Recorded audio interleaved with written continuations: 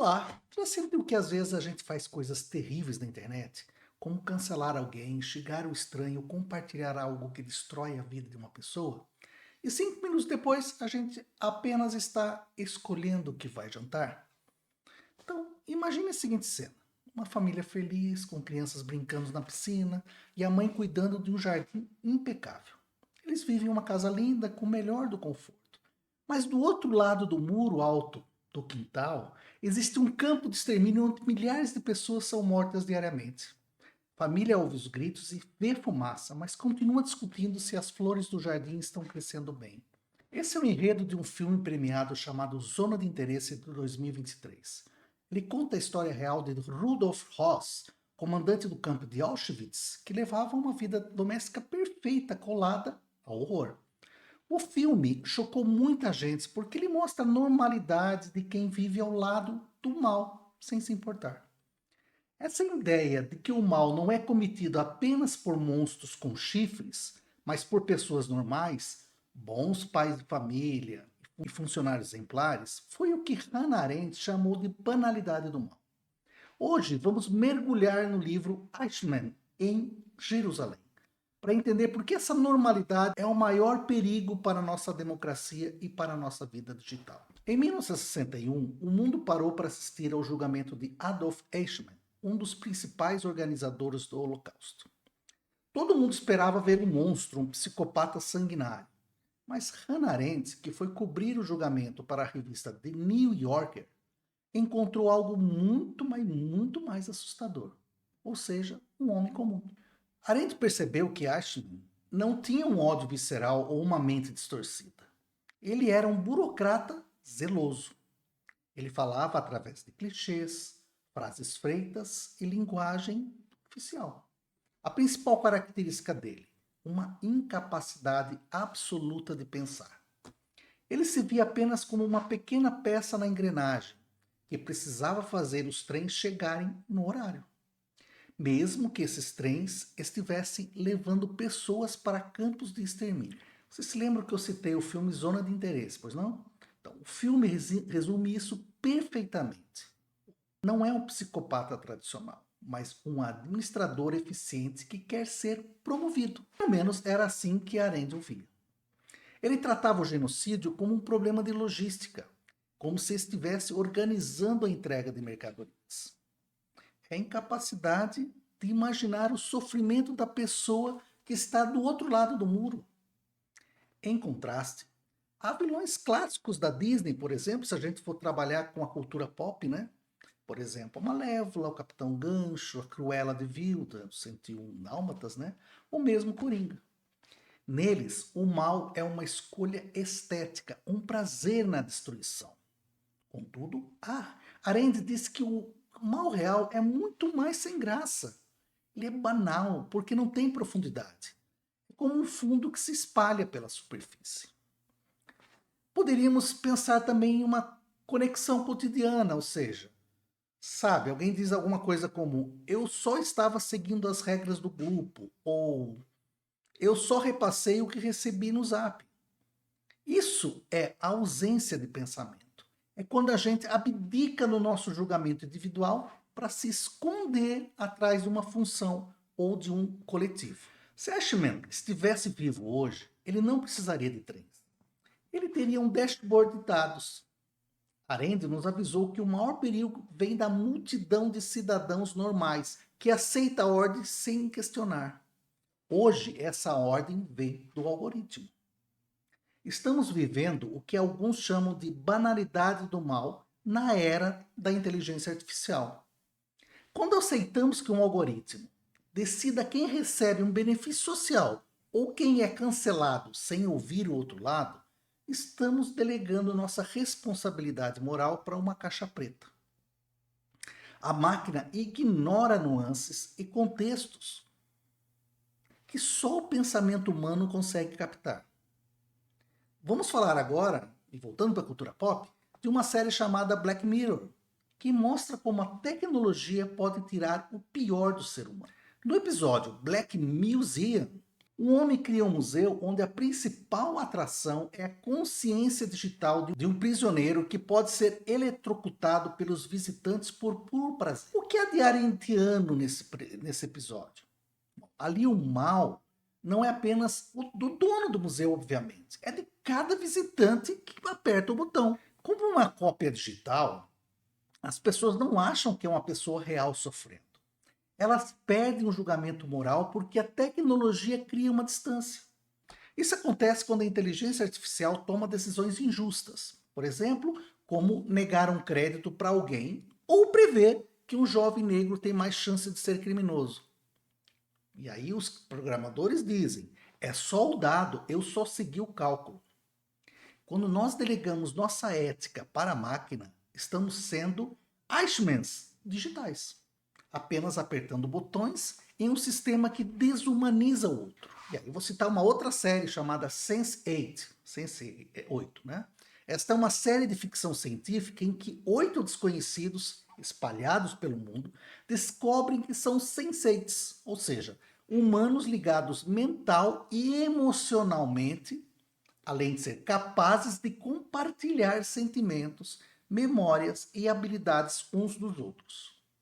A trama acompanha a vida cotidiana desse grupo e sua luta contra uma organização secreta que os persegue por ver nessa forma de humanidade uma ameaça à ordem estabelecida. As pessoas sentem a dor do outro como se fosse sua, o oposto exato da cegueira moral que Arendt descreve. E qual seria a conexão cotidiana desses comentários anteriores? Bom, o cancelamento nas redes sociais muitas vezes é um linchamento virtual, onde ninguém se sente responsável. Cada curtida no ódio é uma pequena peça da engrenagem. A gente acha que é injustiça, mas Arendt dizia que é apenas a irreflexão mundana de quem parou de imaginar o outro como um ser humano. Agora vamos trazer para o Brasil. Todo mundo conhece, ou pelo menos viu falar, de Tropa de Elite. O filme foca no Capitão Nascimento e no BOPE, enfrentando o crime no Rio de Janeiro. Eu vou contextualizar um pouco para vocês se lembrarem. Uma pessoa moral. Em Tropa de Elite, vemos como a farda e a ideologia da missão funcionam como os clichês de Ashman. Vamos lembrar, eles protegem o indivíduo da realidade do sofrimento que ele está causando a outro. E trazendo essa perspectiva para o nosso cotidiano, poderíamos citar que aplicamos diariamente tais conceitos. Por exemplo, ambiente de trabalho ou um grupo do WhatsApp onde fazer o que todo mundo faz passa a ser a lei, mesmo que isso signifique destruir a reputação de alguém ou ser conivente como uma injustiça. Você passa a ser parte da engrenagem. Mas calma aí, gente. Nem tudo é pessimismo. Se o mal é a ausência de pensamento, como que a gente resiste a isso? Arendt acreditava que o pensamento era uma forma de resistência. Para ela, pensar é um diálogo silencioso entre eu e eu mesmo. É o que ela chamava de pensar sem corrimão. Ter a coragem de julgar sem o apoio de clichês ou ideologias prontas. Como isso é difícil nos dias de hoje, né? Mas algumas relações dos conceitos de Arendt com a cultura pop. Vamos lá. O filme 12 Angry Men, de 1957, cuja tradução não muito literal é 12 Homens e uma Sentença, ele expressa mais ou menos o seguinte. 11 jurados querem condenar um garoto por pressa e conformismo.